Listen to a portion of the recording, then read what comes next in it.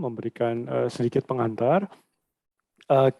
Barangkali kita agak sedikit berbeda pendekatannya dan agak berbeda dengan yang sesi yang sebelumnya, karena setidaknya yang terpahami nanti yang dari Bu Ayan, nanti Bu Santi juga bisa menambahkan, problem matchmaking itu bukan cuma problem ada atau tidak ada uangnya, tapi ketika dapat uang bagaimana setelah itu. Nah ini nih yang kadang-kadang sering banget malah berakhirnya bukan cuma tidak underperform, tapi malah tidak berlanjut dan seterusnya. Jadi mungkin sebentar kita akan coba gali itu.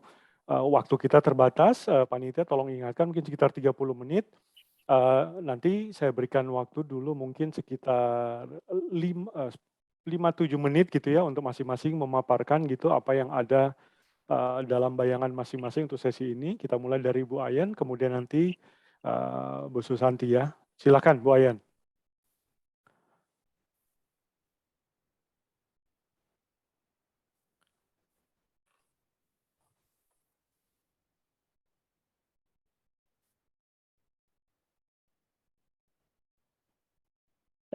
Terima kasih atas waktunya. Saya tuh diberi tahu panitianya 15 menit, jadi nanti saya mungkin skip beberapa apa yang mungkin penting kita perhatikan, karena saya rasa kalau bekerja sama, kita mungkin semua sudah punya banyak pengalaman juga gitu ya. Jadi sekali lagi selamat siang, selamat sore, selamat malam buat semuanya. Eh, Terima kasih atas kesempatan yang diberikan kepada panitia FCKD tahun ini, juga kepada moderator nih, 2 moderator nih, orang-orang top nih. Dan saya ingin memperkenalkan sedikit tentang kerjasama yang kami bangun sudah cukup lama, bukan sudah cukup lama lagi. Sepertinya kami tua bersama di dalam kerjasama ini. Gitu. Sekarang kami lagi berlangsung kerjasama yang namanya dikenal dengan nama CRC 990 dengan tema atau topik utama dalam kerjasama kami itu Ecological and Social Economic Function of Tropical Lowland Rainforest Transformation System. Saya sebagai koordinator keseluruhan daripada proyek ini. Saya berasal dari Fakultas Pertanian Universitas Tadulako. Nggak stop teman saya Pak Beri tentunya ya, Pak Beri ya. Nah, ini mungkin sedikit saja, ini tidak membicarakan keseluruhan. Jadi kalau collaboration itu kan, collaborative research itu seperti saya sebutkan, kita mungkin sudah sangat sering sekali mendengar dan juga sudah punya pengalaman gitu ya. Nah, tetapi ada juga perkiraan. Tadi Pak Sony mengatakan benar, jadi mencari partner, kemudian punya project itu mungkin nggak terlalu sulit, tapi memaintain, memanage, dan enlarge the network itu mungkin challenging-nya ada di sana. Tetapi pada saat ini, orang-orang juga yang biasa berkecimpung di collaborative research, itu juga lagi membicarakan apakah kalau kita berkolaborasi itu sebenarnya kita lagi membuat riset itu kayak suatu globalisasi gitu ya. Jadi lebih kurang kualitasnya rada menurun. Kenapa? Karena kalau berkolaborasi itu kan partnernya saling memperhatikan gitu kan. Jadi kalau itu partnernya setara ya mungkin seperti akan menjadi lebih baik. Tapi kalau nanti partnernya nggak setara, apakah kita harus menurunkan kualitas gitu ya dari baik manajemennya maupun output daripada kerjasama. Nah ini sekarang lagi banyak dibicarakan. Nah pengalaman kami itu ingin kerjasama itu jangan sampai tidak asimetris gitu antara kedua belah pihak gitu. Nah kami tahu banyak batasan tentunya juga keterbatasan resources dari kedua belah pihak yang bekerja sama untuk membangun kerjasama yang bukan hanya meaningful tapi optimal di dalam output. Nah, sehingga kami bersama partner itu memikirkan suatu sistem manajemen yang baik. Gitu.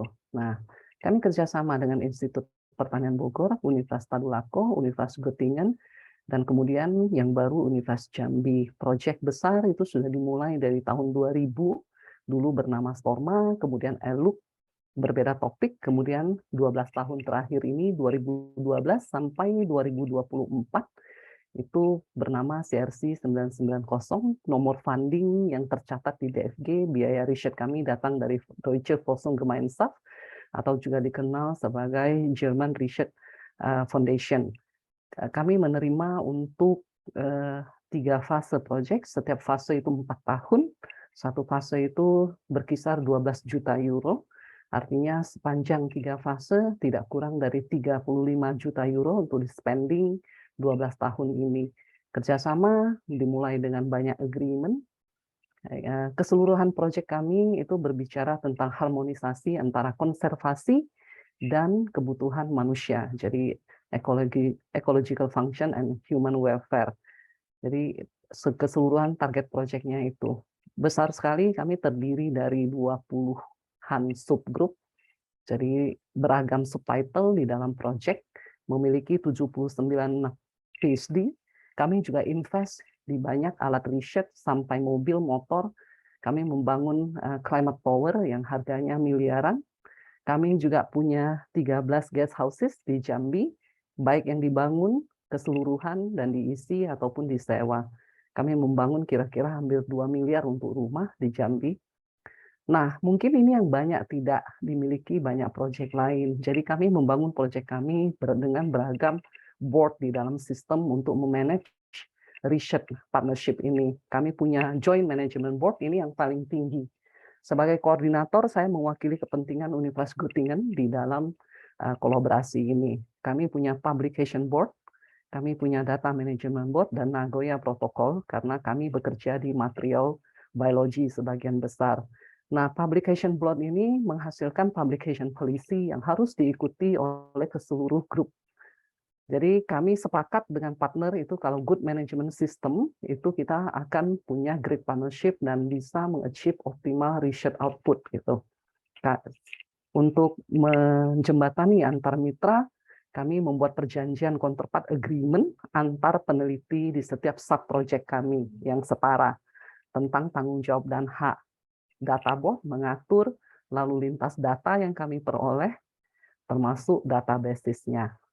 Kemudian publication board, ini contohnya itu mengatur publication. Setiap yang mau publikasi harus mengumumkan dan mendapat komen dalam 2 minggu. Kemudian harus dimasukkan di dalam publication logbook. Sekali di upload itu nggak bisa lagi kita delete gitu ya. Jadi semua tercatat.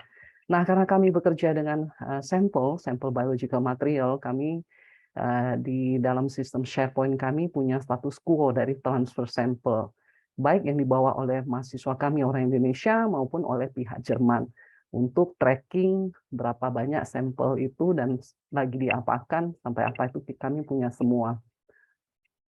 Tetapi kalau urusan partnership tadi Pak Sony sebutkan kan nggak gampang ya. Jadi misalnya sekarang berganti sistem untuk dapatkan permit gitu. Jadi pihak Indonesianya juga harus siap untuk menjembatani banyak sekali urusan administratif kalau kita berpartnernya dengan orang asing gitu.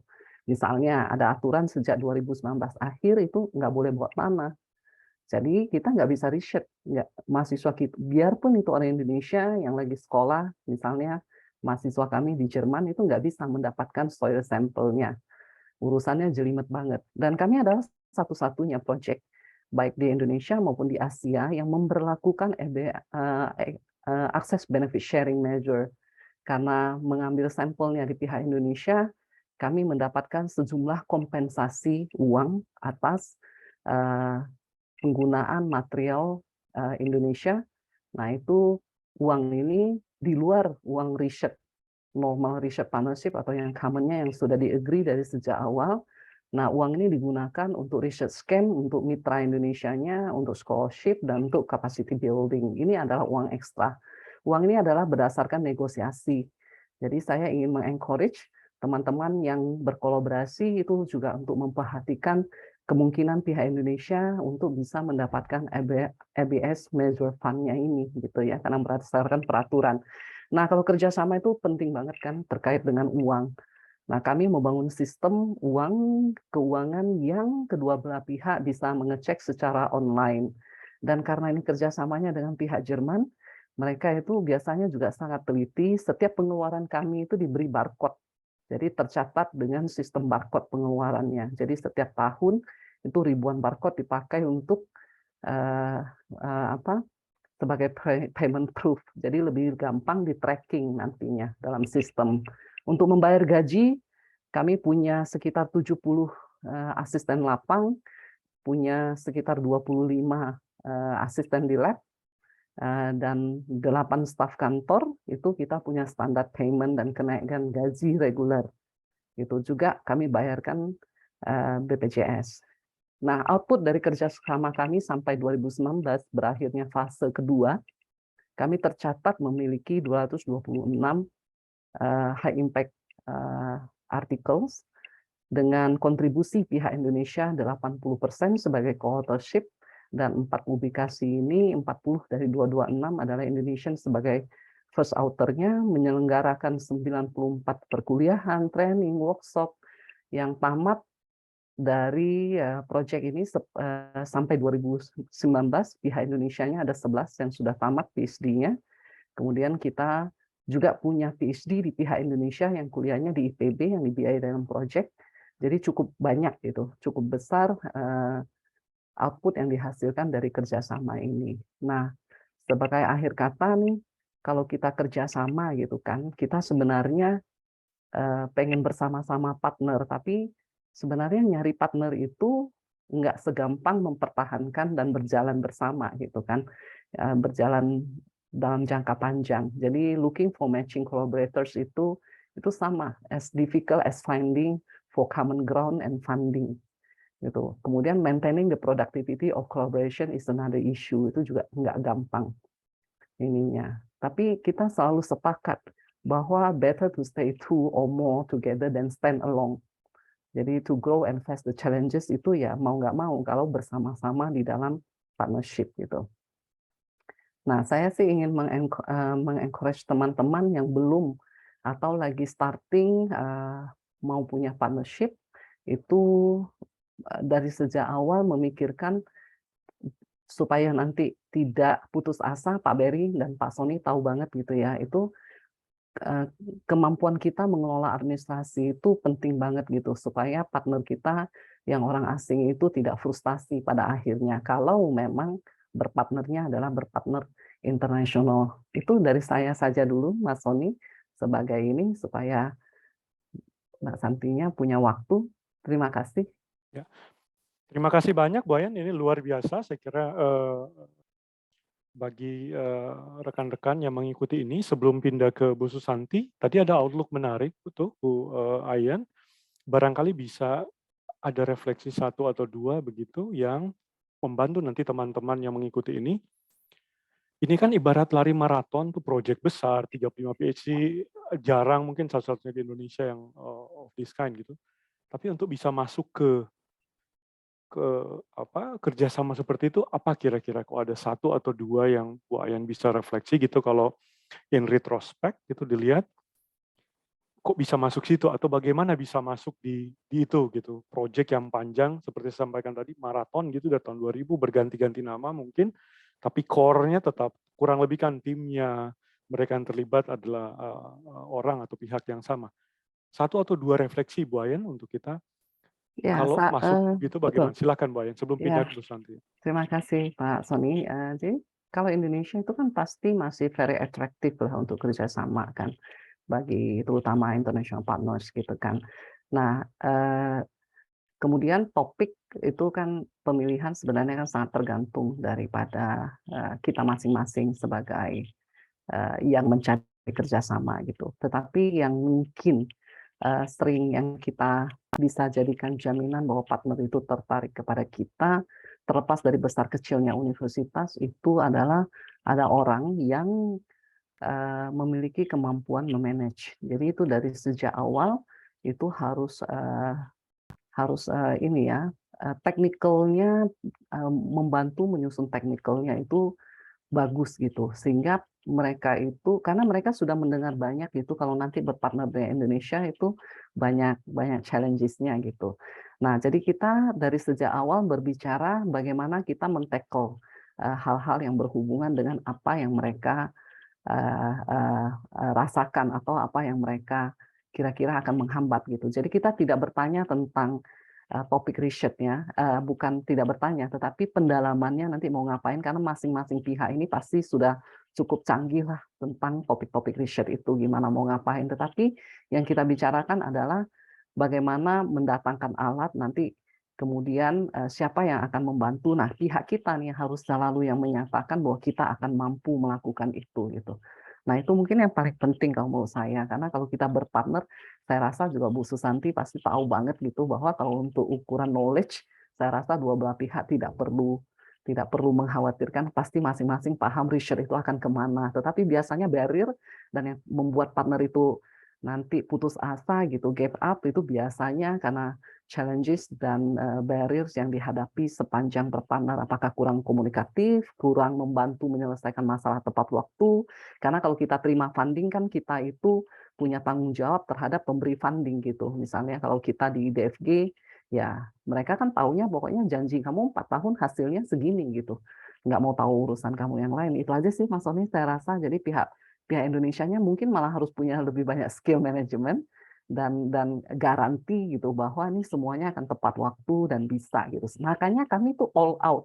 Dan IPB adalah kampus kalau yang menurut saya sepanjang saya memanage kerjasama yang udah puluhan tahun ini, IPB adalah speakernya kami. Jadi kami bentuknya konsorsium dalam kerjasama dengan pihaknya Universitas Göttingen. Jadi pihak Indonesia 3 universitas ini membentuk konsorsium yang diketuai IPB.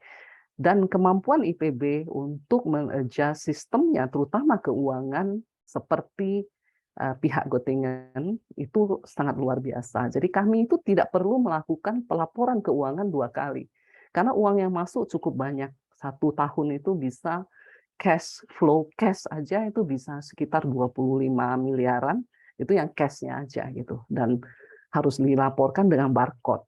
Nah itu di dalam sistem mungkin Pak Beri malah mungkin nggak tahu bagaimana IPB itu menjalankan sistem financialnya. Kami punya financial agreement dengan IPB. Jadi kami hanya punya satu sistem pelaporan keuangan. Dan ini tidak banyak kampus mungkin yang bisa mengikuti itu. Itu rahasianya juga buat kampus-kampus di Indonesia kalau mau kerjasama asing juga mungkin harus perhatikan bagaimana ada reform di dalam finance sistemnya juga gitu. Dan itu sudah kami buktikan bersama IPB, itu sangat mempan juga bahwa clean, uang masuk, pelaporan bagus, nah partner itu sangat percaya juga gitu. Itu Pak Sony.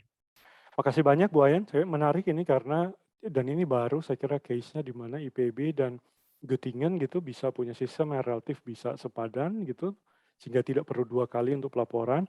Tapi poin yang kami catat di sini adalah riset, substansi itu penting, luar biasa penting, tapi ada yang mungkin melampaui itu dan diperlukan ketika manage setelah matchmaking tadi ya, mengelola dan deliver.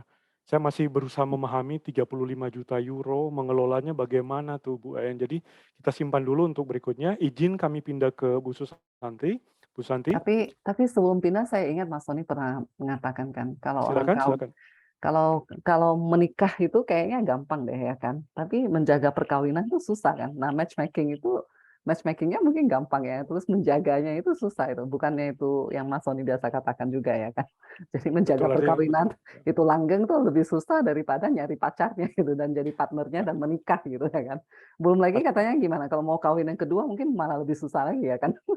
Baik, Cari baik. partner Jadi yang saya kira baik. matchmaking dalam contoh tadi baru di masa mengenal pacaran dan bersepakat ya. Menjalaninya kurang lebih itu seperti yang Ibu Ayan sampaikan tadi. Saya kira Pak Beri lebih tepat untuk soal-soal pacaran menjawab ini. Saya izin dulu nanti ke Ibu Susandri. Silakan Bu, saya tidak berlama-lama. Silakan kesempatannya Bu Susandri, silakan.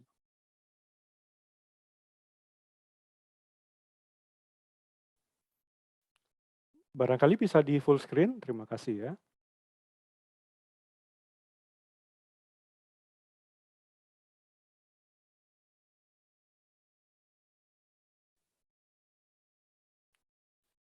Halo, suaranya maaf ya.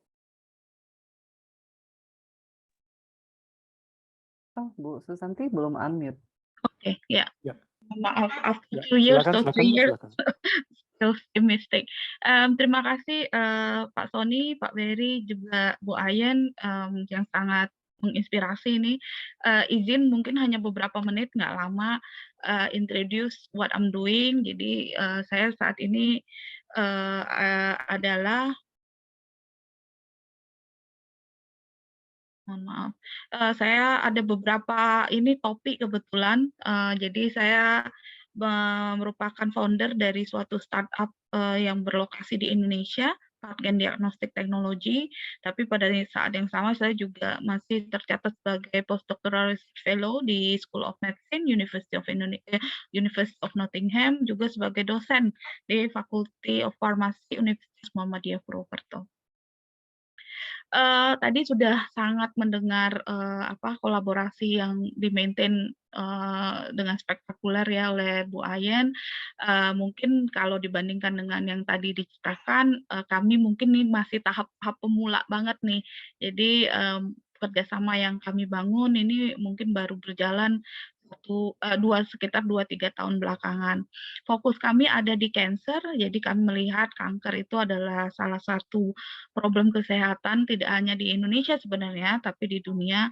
Cuma more so di Indonesia karena merupakan burden untuk sistem kesehatan nasional, terutama BPJS. Dan perkembangan gitu, perkembangan biologi ataupun perkembangan sampai akhirnya translasi ke guideline klinis untuk treatment kanker itu sudah mengarah ke obat-obat yang sifatnya lebih genetik gitu. Jadi kalau bahasa kedokterannya targeted therapy. Nah, targeted therapy inilah yang akhirnya menjadi polemik seringkali ketika akhirnya kita dengar misalnya BPJS, obat kanker dikeluarkan, nanti setelah diprotes masuk lagi, misalnya seperti itu. Karena memang kondisinya obat-obat ini mahal dan harus digunakan secara tepat. Kemudian dari sisi biologi pun, karena kita tahu kanker penyakit genetik, belum banyak sebenarnya yang menelaah kondisi biologi atau genetika dari kanker di Indonesia. Karena kita punya beberapa kekhasan. Salah satunya adalah kondisi kanker kolorektal misalnya atau kanker usus besar di Indonesia yang proporsi pasien mudanya itu jauh lebih tinggi daripada yang kami temukan atau kita tahu di negara-negara barat seperti di Inggris. Bendera utama, fokus utama dari kerjasama yang kami bangun itu tadi sudah saya sebut precision medicine, di mana nanti itu melibatkan tidak hanya ilmu genomik, tapi juga ada artificial intelligence, bioinformatics, machine learning, and so, di mana kami melihat ini penting untuk dieksplor karena salah satunya karena kondisi ethnicity Indonesia yang sangat beragam. Hanya saja memang implementasi keragaman ini dalam menuntun terapi berbagai penyakit termasuk kanker itu masih sangat limited baik di bidang research ataupun klinis.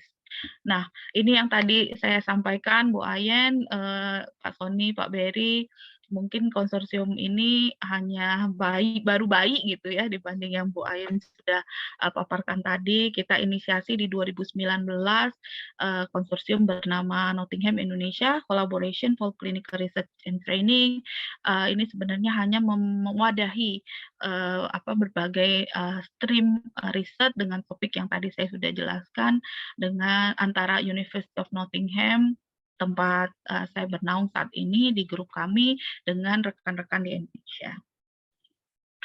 Current collaborator itu ada BRIN, dulu LIPI ya di Pusat Rekayasa Genetik sekarang namanya, kemudian kedokteran UGM, Universitas Yarsi, Universitas Indonesia terutama fakultas kedokterannya, Fakultas Kedokteran Riau, Universitas Muhammadiyah Purwokerto, Rumah Sakit Kanker Darmais, Bio Farma, ini Bu Neni semoga menyimak, kemudian ada Yayasan Kanker Indonesia dan beberapa rekan lain sebenarnya. Untuk beberapa hal yang kami lakukan mungkin tidak ya tadi karena masih bayi dibanding Bu Ayen tadi, yang banyak kita sudah deliver itu adalah capacity building karena ini ada termasuk area yang baru. Jadi ketika kami di UK misalnya secara rutin melakukan training school untuk molecular diagnostic, kita selalu memfasilitasi rekan-rekan dari Indonesia untuk ikut berpartisipasi tanpa ada biaya apapun. Jadi biayanya kami yang usahakan di UK. Kemudian selain itu kita juga ikut partisipasi ketika rekan-rekan kita di Indonesia melakukan workshop atau training. termasuk ketika BRIN waktu itu LIPI juga melakukan training untuk COVID-19 PCR test gitu ya, kami ikut berkontribusi. Dan juga ketika dilakukan sequencing COVID-19. Kemudian beberapa publikasi sudah dihasilkan dan translasinya adalah lahirnya diagnostik kit untuk kanker kolorektal yang dikomersialkan oleh Bio Farma saat ini. Beberapa publikasi belum banyak memang, tapi intinya kita output oriented juga gitu. Kita menjunjung tinggi equality, di mana rekan-rekan di Indonesia juga kita menulis bersama, dan dalam beberapa paper juga merupakan first author. Kemudian mungkin yang saya tutup presentasi ini dengan menjelaskan sedikit tentang PathGen. PathGen ini sebenarnya adalah startup di bidang molekular diagnostik yang didirikan di 2020, didukung oleh banyak rekan-rekan yang juga berpartisipasi di konsorsium Nikrat gitu. Di-establish di 2020 dengan pendanaan proof of concept dari Islamic Development Bank. Kemudian diinkubasikan PathGen ini di LIPI yang sekarang tentunya dikenal sebagai BRIN ya. Nah, di 2021 kita sign agreement dengan Bio Farma sebagai industrial partner untuk mengkomersialisasikan kit molekular diagnostik untuk kanker usus besar. Tadi Pak Adit juga cerita tentang kedirect-an. Nah, PathGen juga actively involve mendukung rekan-rekan di Indonesia. Ini memang PathGen memang company-nya ada di Indonesia ya, jadi kita berpartner dengan rekan-rekan peneliti untuk memasukkan aplikasi ke Direka juga, dan berhasil didanai di 2021 dan 2022 dengan IPDEL dan Universitas JRC. Ini produk yang kemarin baru diluncurkan, bisa dilihat ini benar-benar produk kerjasama dan kolaborasi gitu, karena tidak mungkin bisa ada produk ini kalau tidak didukung oleh banyak pihak, dan banyak pihak berkenan gitu untuk duduk bersama, bekerja sama gitu. Biokolomel ini adalah diagnostik molekuler untuk kanker yang diproduksi dan divalidasi di Indonesia. Nah, melibatkan tadi rekan-rekan yang sudah saya sebutkan. Produknya sudah di-launching oleh Pak Budi Gunadisadikin, Menkes kita di 19 Juli 2022 di Darmais Cancer Hospital. Artinya kita sudah mendapatkan izin edar, surat izin edar untuk digunakan pada pasien-pasien di Indonesia. Jadi sudah melewati rigorous validation di sampel pasien-pasien kanker usus besar di Indonesia. Itu kerjasama dengan tadi Darmais, FKUI, RSCM, Sarjito UGM, dan juga Universitas Riau.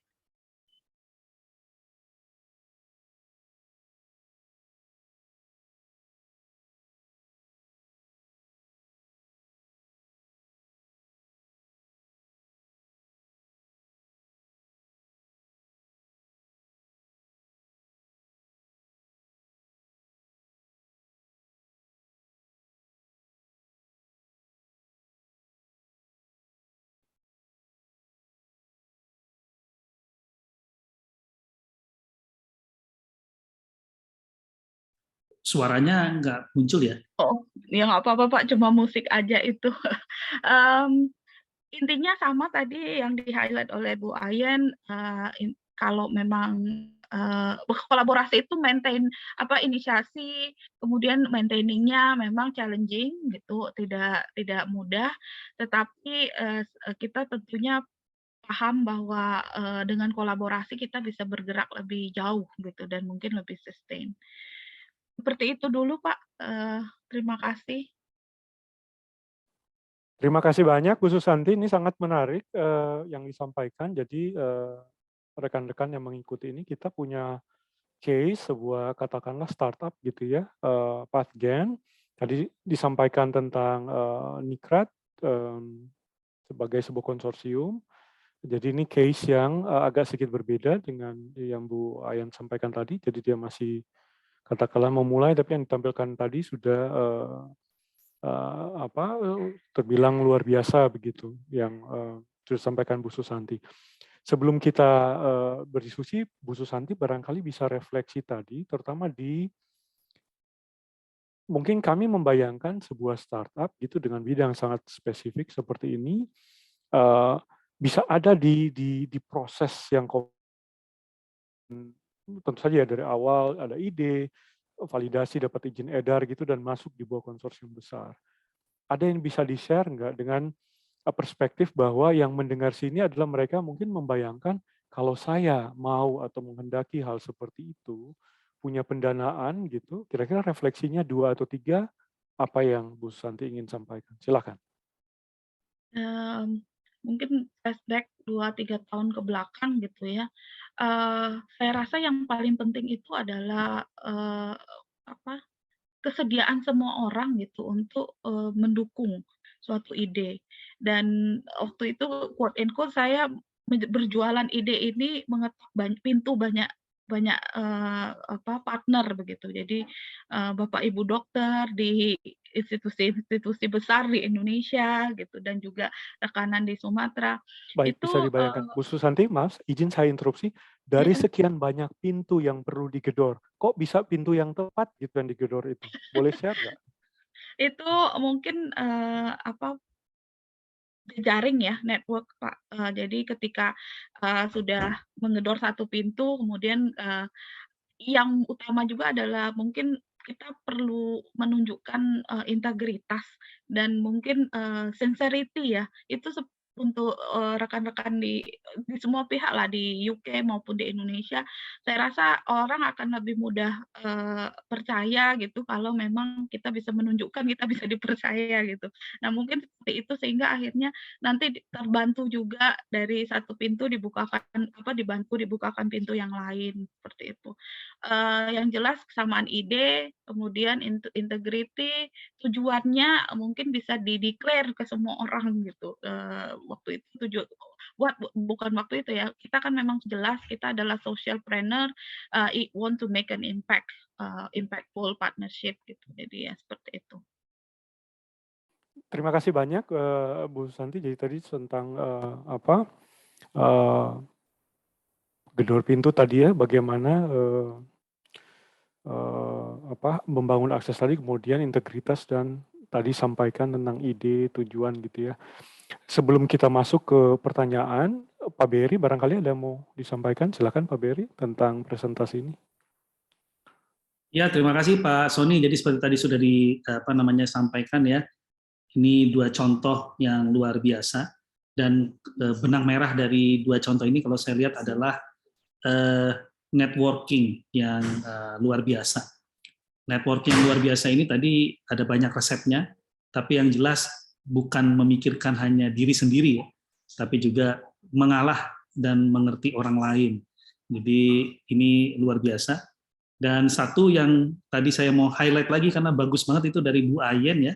Kalau kolaborasi internasional memang kita harus memanage dengan baik kepercayaan mitra, terutama kalau di Indonesia yang sudah jadi prominent issue adalah izin untuk melakukan riset dan kedua adalah pengelolaan pendanaan. Jadi itu saya rasa.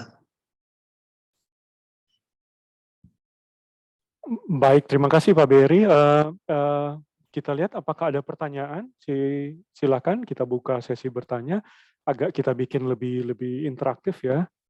Pertanyaan mungkin digali lebih dalam atau diperluas, dipertinggi, diperlebar, atau bahkan dipersempit. Silakan kalau ada yang ingin bertanya. Kalau tidak ada, mungkin kita bisa menanyakan yang lain atau sambil menunggu. Ya, sambil menunggu ini belum muncul pertanyaan di chat. Ini untuk cepat saja untuk Bu Ayan dan Bu Susanti. Networking itu kita sudah dengar lah gitu ya. Sering banget yang bilang itu, tapi kok Bu Ayan dan Bu Santi untuk case startup tadi bisa masuk di network itu, tadi bisa dipercaya, integritasnya bisa diakui gitu. Saya lihat tadi misalnya ada gengnya geng lulus kuliah dulu gitu ya, atau alumni mana di Jerman kasus Bu Ayan, kalau Bu Santi mungkin di Nottingham, mempengaruhi nggak yang begitu network awal, nodal awalnya berpengaruh nggak gitu? Eh, Bisa direspon cepat gitu ya, sambil saya menunggu yang duluan, lain, silakan. sangat sangat berpengaruh kalau menurut Silakan Bu saya Ayan dulu ya. kalau gitu sebelum ke Bu Santi, silakan Bu Ayan. Ya, terima kasih. Kalau kalau dari saya ya memang. Jadi semua network itu kita invest dari saat kita masih seperti teman-teman di I4 yang sekarang ada posisi ataupun yang memperpanjang postdoc. Saya rasa semua karena menginvestkan hubungan termasuk Pak Sony kan. Jadi itu relasi itu penting banget gitu. Jadi itu semua diawali dari sejak kita memang masih, kalau saya ya sejak saya masih di Jerman gitu. Dan memang kan kalau di kasusnya yang kami kan saya tidak alumni Universitas Göttingen tapi memimpin proyeknya Universitas Göttingen, dan juga mungkin agak spesial sedikit karena saya juga bukan alumni dari IPB. Dan jadi sebenarnya kalau yang sering digosipkan misalnya ya kalau dari universitas yang kecil atau yang kurang-kurang maju itu nggak akan bisa, kayaknya tergantung deh. Jadi tergantung kualitas kerja dan bagaimana kita menunjukkan bagaimana kita mengakomodir bukan hanya sekedar batasan bisa mengakomodasi yang lain dan juga kayak apa ya menjembatani, tapi benar-benar kita bisa menghasilkan secara bersama output yang baik sehingga kolega kita memang melihat basisnya output itu aja sih. Jadi saya rasa semua kita yang di luar itu kebanyakan sangat bagus dan menginvestasikan sebagian besar waktu dan perhatian kita membangun network sudah, dan itu sebagai modal memang. Cuman modal kedua, dan Bu Susanti juga tahu, itu harus punya modal ketepatan di dalam manajemen karena enggak gampang ya kan. Terus nggak boleh emosional kalau kerja bareng gitu ya, karena kalau mau menang sendiri itu susah, dan apalagi kalau mau mencari untung sendiri itu sangat susah untuk memaintaining jangka panjang. Jadi kita lebih baik membridging dan nurturing gitu. Jadi dua itu aja, bridging, nurturing itu tugasnya kita untuk memperbesar network itu. Nanti ada masanya kita panen, seperti kami sekarang sebenarnya. Kami memanen hasil investasi kami berapa banyak tahun gitu untuk membangun sistem manajemen yang baik. Itu kan tidak datang jatuh pada hari ini. Bahwa kami jadi tahu manage uang tuh seperti ini berdasarkan kesalahan kami, ngapain, punya manajemen board, punya publication board supaya publikasinya tidak saling dispute antara partner dengan kita gitu. Nah itu proses Mas Sony, itu aja. Terima kasih banyak Bu Ayan, kami catat. Jadi penting ini invest ya. Saya mau pindah ke Bu Susanti, pertanyaan yang sama karena kalau orang cuma lihat slide-nya Bu Susanti itu kan ada konsorsium gitu. Orang nggak lihat bilur-bilur jatuh bangun, bangun investasi di belakang itu. Hanya lihat kok ada Pak Menteri tiba-tiba hadir gitu ya. Boleh share nggak Bu Susanti? Apa kira-kira yang kalau refleksi yang tadi? Silakan. Ya, terima kasih Pak.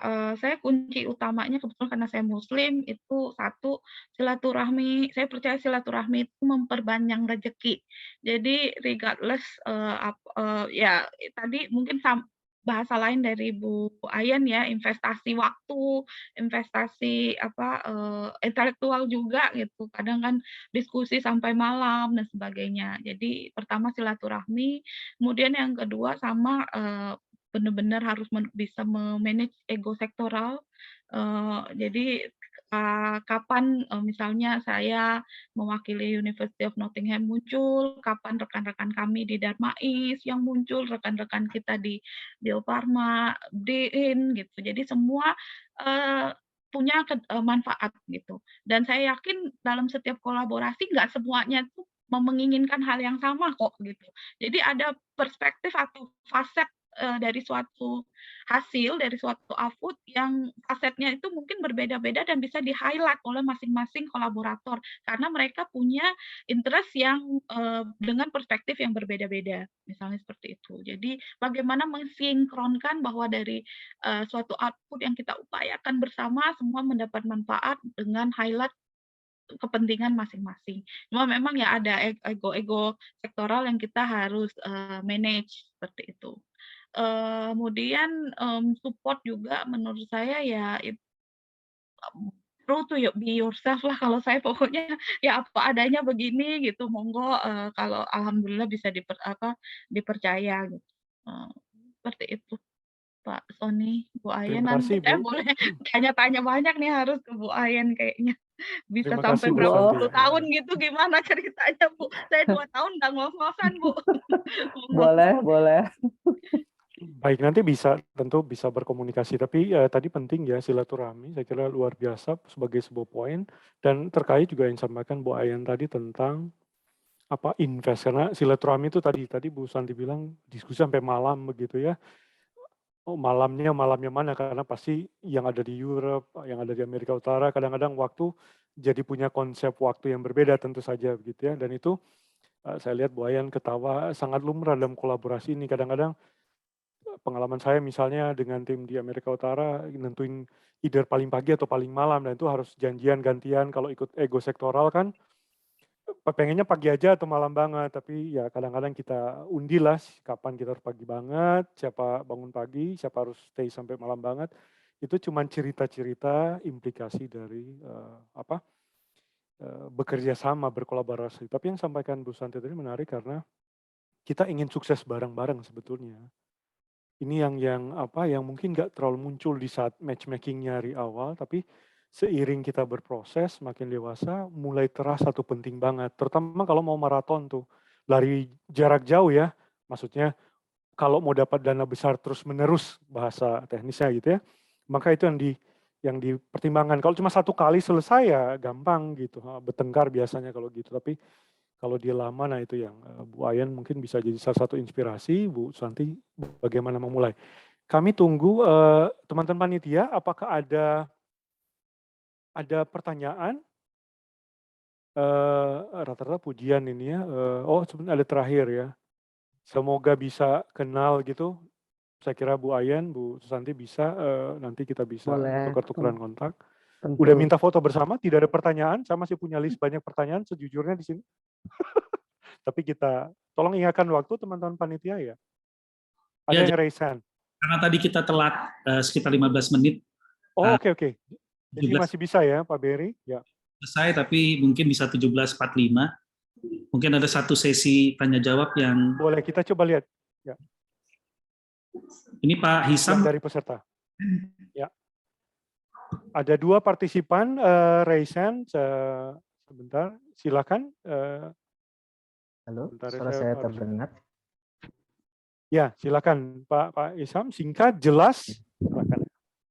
Oke, baik. Kalau singkat jelas, saya agak jauh karena saya masih awal S2. Saya masih di set pengalaman saya 0. Lalu juga subjek riset saya teman sekelas. Nah, seperti itu. Jadi yang saya ingin tanyakan adalah bagaimana dulu ketika awal mula kolaborasi ini dimulai, gitu loh. Apakah dari diskusi? Tidak mungkin, saya rasa tidak mungkin Dr. Choa atau Dr. Kwan itu langsung kirim email langsung, oh ya oke, karena saya udah ngeliat track record bagus, langsung saya terima nih, oke 32 juta turun. Pasti saya pikir tidak mungkin seperti itu. Pasti dia ada suatu hal yang lama atau ketemu konferensi lah. Nah mungkin bisa ceritakan nggak awal mula dari tadi katanya menua dengan project ini. Nah, itu awal dari penuaan itu bagaimana? Mungkin bisa ceritakan. Terima kasih. Ini poin menarik. Sebetulnya sedikit sempat kita singgung tadi, tapi Bu Ayan, Bu Santi bisa share sedikit awalnya bagaimana nih? Semua tuh ada awalnya biasanya. Boleh share nggak cepat Bu Ayan, Bu Santi silakan ya, dengan konteks dan case masing-masing. Bu Santi mau duluan? Kita giliran sekarang Bu Santi Ya, dulu, boleh silakan. Bu Ayan. Kalau saya fokus ke kanker, mix of everything. Jadi saya sudah peneliti kanker sebelumnya di Australia S2, pulang dan kebetulan saya sakit kanker Pak, Ibu. Jadi pasien, and then ketika saya setelah treatment, saya mau balik ke UK, saya bilang ke dokter onkolog saya waktu itu di UGM, Pak dokter nanti collab sama saya ya gitu. Nah dari situlah itu jadi semacam kayak visi misi saya. Kemudian ya alhamdulillah dokter onkolog saya waktu itu menjadi salah satu kolaborator. Itu cuma salah satu penyemangat atau jalan gitu. Tapi ketika saya berada di UK, kemudian disupport juga oleh kemudian disupport juga oleh supervisor dan juga profesor-profesor di UK itu bergulirlah dari sana gitu. Jadi ketemu ini, ketemu itu, ya network-nya menjadi semakin besar. Awal mulanya sih seperti itu, a bit personal. Silakan Bu Ayan, nampaknya Pak Sony agak ada masalah jaringan. Oh ya, kalau dari pihaknya kami sih memang kolaborasinya dimulai dari banyaknya jumlah alumni Göttingen terutama di Institut Pertanian Bogor. Jadi yang tamat dari Universitas Göttingen itu banyak dan yang menjadi dosen. Nah, kemudian sepanjang sekolah atau sepanjang S2, S3 itu memang banyak topik penelitiannya di Indonesia gitu. Nah, sehingga para profesor yang jadi supervisor itu sudah merasa mengenal Indonesia tanpa harus pernah ke Indonesia gitu. Nah, kemudian dari pengalaman itu dan karena memang bidangnya cocok gitu, jadi maksudnya mereka memang Universitas Göttingen itu sangat bagus investnya di dalam ecological and social economic function dari land use change. Jadi mereka menspesialisasi di situ untuk daerah tropis. Jadi tidak hanya di Indonesia, mereka udah lama memulai di Peru, kemudian di Costa Rica itu dan Venezuela. Jadi mereka memang benar-benar ahli di bidang itu. Jadi kemudian di Indonesia gitu. Jadi itu juga mungkin menjadi contoh yang baik ya, bagaimana sebuah universitas memprofesionalkan dirinya di satu bidang land use change transformation, tapi di wilayah tropis gitu. Jadi mereka benar-benar sangat bagus di bidang ini gitu. Nah, jadi itu awal muasalnya. Dan kemudian kan dilakukan pemilihan untuk siapa yang akan memimpin grup. Jadi kalau posisi saya memimpin grup pihaknya Jerman, tapi di Indonesia yang diwakili oleh saya untuk bekerja sama dengan IPB, dengan Tadulako, dan dengan Universitas Jambi gitu. Jadi saya mewakili kepentingan, tetapi kan kita jadinya harus punya status yang sangat jelas dalam sistem ini, karena kalau enggak kan kita jadi kayak antek-anteknya orang asing gitu kan. Jadi kita dari sejak awal memang sudah harus punya posisi yang sangat jelas sebagai koordinator, batasan mana dan sampai mana gitu. Dan pihak asing kita harus tahu bahwa dari sejak awal saya sudah mengatakan gitu, mengambil saya bukan berarti akan mempermudah gitu, karena tidak bisa ada yang dipermudah, regulasi adalah regulasi. Tetapi kita all out gitu untuk membantu supaya itu semuanya taking place-nya cepat gitu. Jadi nggak ada diskon. Jadi kita kan nggak bisa menggunakan diskon untuk regulasi gitu. Jadi itu juga harus dari sejak awal. Dan sistem kerjasama kalau internasional sih yang selama ini saya selalu diberitahu DFG ataupun di dalam yang European Commission Project yang juga beberapa saya kelola sebagai koordinator, itu selalu mereka mengatakan kamu bisa spend billions kalau itu memang harus billions. Tetapi kalaupun kamu salah spend, walaupun itu hanya 1 sen, itu tetap kami minta kembali.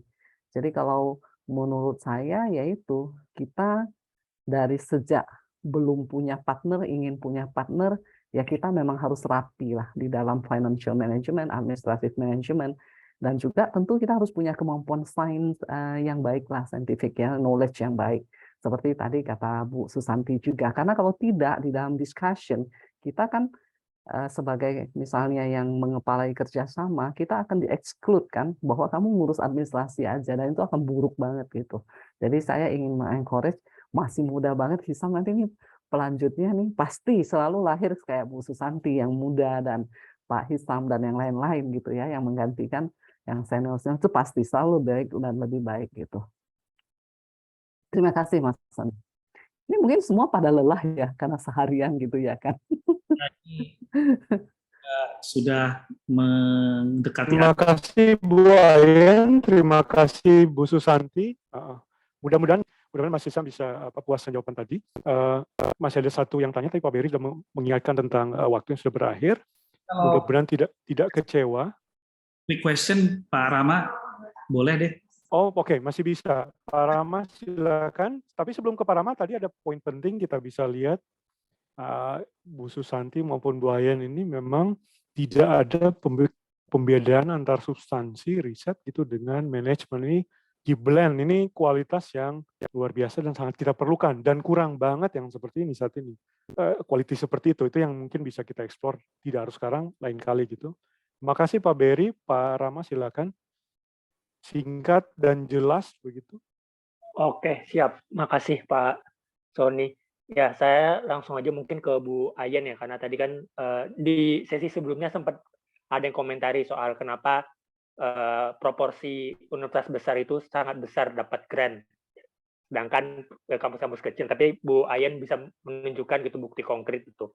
Nah, mungkin dari saya pertanyaan adalah, mungkin bisa cerita singkat nggak Bu, di awal dulu mungkin dari kampus yang di luar Jawa ya bisa dibilang gitu, yang kemudian bisa punya jejaring dan kerjasama yang luar biasa, bahkan sudah puluhan tahun dan ratusan publikasi dan banyak lagi tadi luaran tadi, apa mungkin yang jadi pemicu atau mungkin motivasi awal Bu? Karena mungkin saya mungkin bisa jadi akan mengikuti footstep-nya Ibu gitu, karena ada rencana gabung ke salah satu kampus kecil yang baru buka prodi juga gitu. Mungkin itu Bu Ayan. Terima kasih Ini spesifik ke Bu Ayan, silakan Bu Ayan. Terima kasih Mas Rama. Silakan, ya. Wah, ini juga mungkin satu pembelajaran yang bagus ya buat kita bersama. Kami bersama-sama IPB sangat lama. Tidak banyak pemimpin yang mungkin seperti di IPB ya. Saya bergaul sangat akrab karena memimpin proyek yang sangat besar dengan semua pimpinan di IPB dari tahun ke tahun. Jadi berganti-ganti gitu. Nah, itu kalau mimpin proyek rapat itu sering banget dihadiri langsung oleh Pak Rektornya IPB. Itu sangat sering gitu, baik di IPB. Jadi pembinaan itu dari IPB kepada universitas kecil seperti Universitas Tadulako dan Jambi itu bagus. Jadi mereka mengajak di dalam konsorsium, dan selalu kalau bicara manajemen itu kita selalu bersama-sama. Jadi tidak ada yang superior dibanding yang lain. Nah, itu mungkin kita harus belajar. Tetapi juga pembelajaran keduanya adalah sebagai universitas yang kecil, kita juga saya rasa semuanya harus sama, nggak perlu inferior, karena kan kalau yang namanya by subject belum tentu semua dikuasai, itu satu ya. Dan kemudian kemampuan manajemen yang mungkin secara keseluruhan universitas tidak sebagus IPB, tetapi bidang tertentu dan person to person itu juga mungkin berbeda. Dan itu dilihat dengan sangat baik antara IPB, Jambi, Tadulako, dan Universitas Göttingen. Nah, kemudian pembelajaran yang ketiga, sebagai universitas yang kita tahu bahwa ranking banyak hal itu lebih rendah, ya gunakan kesempatan itu untuk belajar dan berpindah kelas gitu. Jadi kami boleh dikata selama bekerja sama dengan IPB itu sangat dihargai karena berpindah dari yang nggak bisa jadi bisa gitu, jadi ahli belum gitu ya kan, jadi beda kelas lah gitu. Nah, saya sih ingin mengencourage semua universitas dengan terbuka gitu ya, bekerja sama dan belajar dan mau mengadopsi hal-hal baik gitu. Dan universitas-universitas besar juga bagusnya mungkin yang saya bisa contohkan karena yang paling dekat dengan saya itu IPB, mungkin bisa seperti IPB yang sering-sering memang ingin mengangkat universitas-universitas lain bersama-sama. Itu sih selama ini yang saya rasakan di dalam sistem manajemen gitu. Tetapi satu hal yang mungkin sangat kurang di Indonesia, kan kalau di luar negeri dia setiap tahun universitas itu banyak yang mempresentasikan berapa kemitraan itu berkontribusi terhadap pembangunan universitasnya. Kan di Indonesia ini kebanyakan kemitraan itu dianggap kerja sampingan gitu. Walaupun masing-masing universitas atau banyak institusi yang memiliki wakil rektor bidang kerjasama atau sampai di dekan, tapi kerjasama itu kayak ekstra aja. Padahal kerjasama ini bisa berkontribusi kepada negara, yaitu bisa kan uang masuknya lumayan besar ya. Kayak kami itu bisa spending di satu desa itu dalam 1 bulan hampir 1 M loh. Kan kita membantu penduduk untuk juga bisa berekonomi gitu. Jadi saya rasa tidak buruk-buruk amat gitu. Dan ini harus dihargai hampir setiap kegiatan di I4 itu selalu ada tentang kemitraan gitu ya. Saya ingin mengencourage juga semua untuk punya kemitraan yang memang borderless, memang kita kan jadi harus punya mitra, tapi harus lihat kemitraan itu juga sebagai nggak hanya sumber sains aja, tapi juga sumber ekonomi dan banyak hal pada prinsipnya. Itu aja.